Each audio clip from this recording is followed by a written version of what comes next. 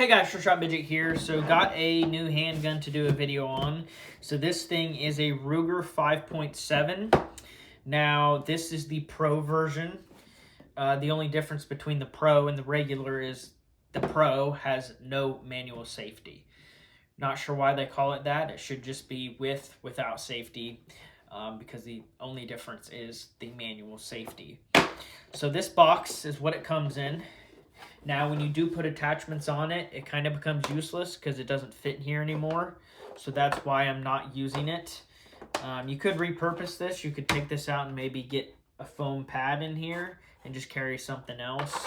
Or, I mean, you could take like a knife and cut this up, but I doubt you'll be able to get it to fit in there with an optic and a flashlight. This is what I use. It is a Pelican Vault. Now, I got this from USCCA because I subscribe to them now. I have a subscription, and they actually sent one of these out for free, which is pretty crazy. And as soon as I got it, I was like, I know what I'm going to use this for. And that was before I even picked my 5.7 up. So this is a perfect case for it. Waterproof, I'm pretty sure, submersible, all the good stuff. So to open it up, there's these two front tabs. You just have to push them in. You can see here, there's buttons on them. You just push them in, and then it opens up. So inside here, you can see I have the weapon with one extra magazine. This is a customizable box here, so you can remove the top and like section it out if you want. Space it for whatever gun you're using. You can even fit multiple guns in here. You can lift off this first layer, and you could put another one. And then I put the manual and everything in here. The FFL paperwork as well. So this is how I have it set it up with the one gun and an extra mag. Now these are 20 round magazines, and it comes with two mags. They are steel with a plastic follower. They hold 20 rounds, and I have the FN VMAX ammo in here. 40 grain. I've got 40 rounds between the two. So constitutional carry just passed my state. So basically you can have a loaded handgun in your vehicle without a CCW, and I believe it also basically repealed all the laws, because my state has where you have to, like, when you go to the range, you literally have to separate your ammo from your guns, which is this absolute most absurd thing I have ever heard of. That is absolutely absurd, that you have to separate your ammo from your guns just literally when you're traveling, going to the range, whatnot, minding your own business. It's ridiculous. So I do have a purpose for the gun. I'm not really going to explain that too much. But let me just say, I normally carry a Glock 43 or a Springfield 911 380 with a spare mag for each of them. But still, I'm at a huge disadvantage if somebody's shooting up anywhere. This is going to serve me much better. So it is unloaded. Let's go ahead and talk about the gun now. So the frame is polymer. This is it's not a copy or anything of the FN 5.7. It just uses the same caliber. It's basically nothing similar.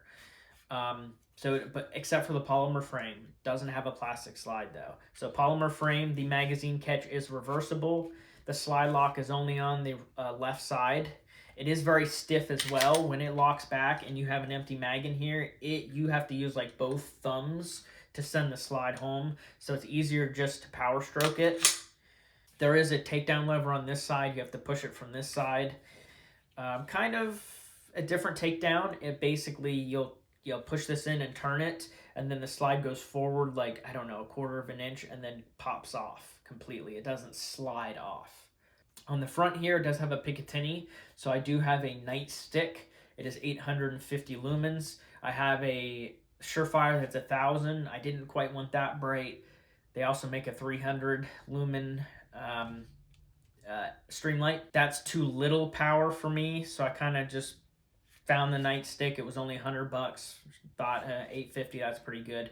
Overall, I like it. It's similar construction, like an aluminum body. It has a similar switch on the back. I do like the switch better on the Streamlight, just through and through.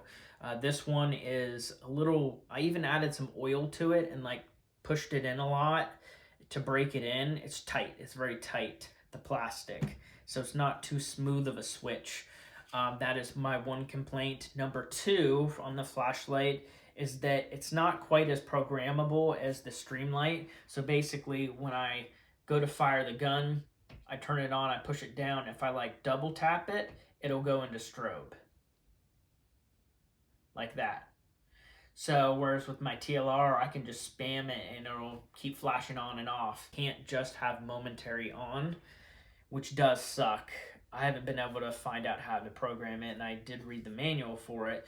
But you push down on either side, and push down twice fast will get you the strobe, and then up to keep it on both sides. So ambidextrous. It's just not quite as good. It's not quite a Streamlight. It is a little bit cheaper. These are about 100. The Streamlights are normally about 130.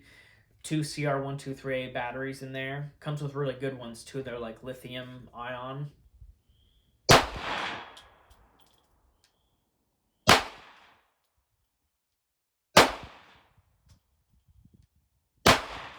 Now talking about the top, the slide, it is a blued finish. It does have forward and rear cocking serrations that are pretty grippy. That's actually really important because the spring is very, very heavy on this. You need to put your muscle into it. It also has a slide cut on the front. It's pretty large, kind of like the long slide Glocks.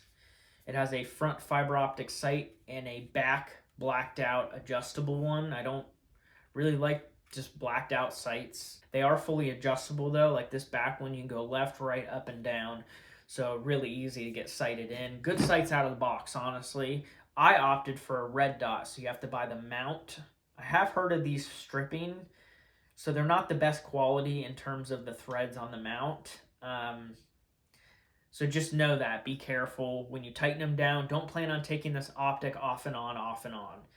It's going to be on there and it's going to stay. So I did red Loctite it. It's going to stay.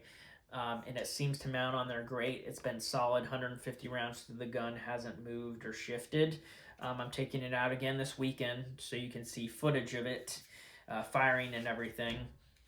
I'll get into the performance later, but the Burris Fast Fire 3, pretty good optics so far, up and down, left and right. It also has, there's 3 different brightness adjustments, and then the first one, so there's 4 modes.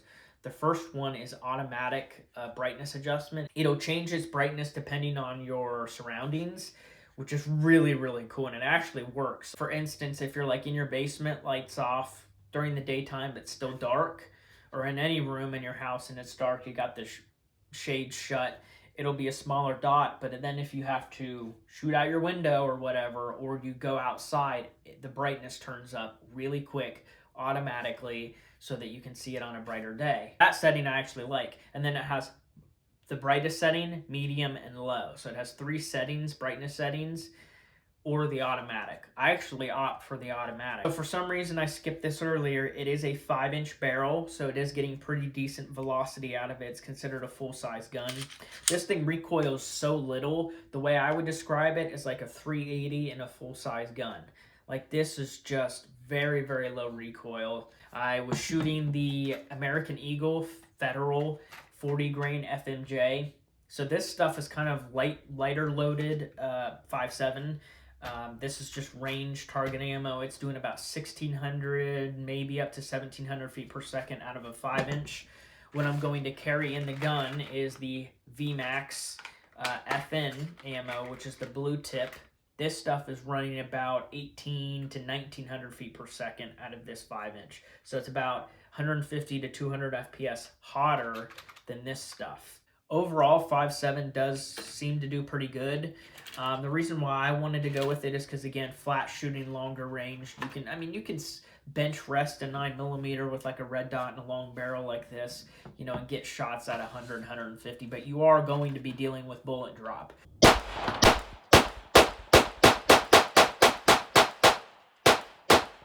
Now, one of the biggest cons is the ammo prices. I mean, it is $1 a round for the VMAX. This is not target shooting stuff.